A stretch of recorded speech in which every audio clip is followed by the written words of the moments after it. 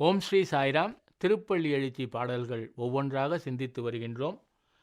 இன்றைக்கு 6ஆம் பாடலை சிந்திப்போம். பப்பர வீட்டிருந்து உணரும் நின் அடியார்.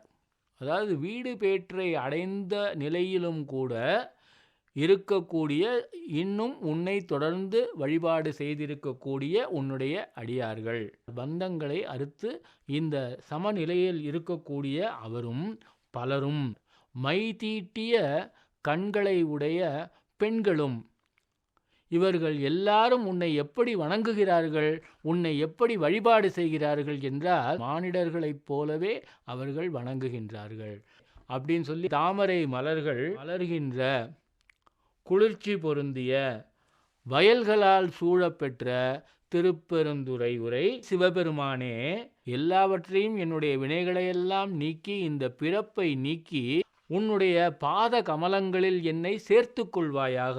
அந்த பிரார்த்தனையை சொல்லி இப்பிறப்பு அறுத்து எமை ஆண்டு அருள் புரியும் என்னுடைய தலைவனே, எம்பெருமானே, பள்ளி எழுந்தருளாயே அப்படின்னு முடிக்கிறார்.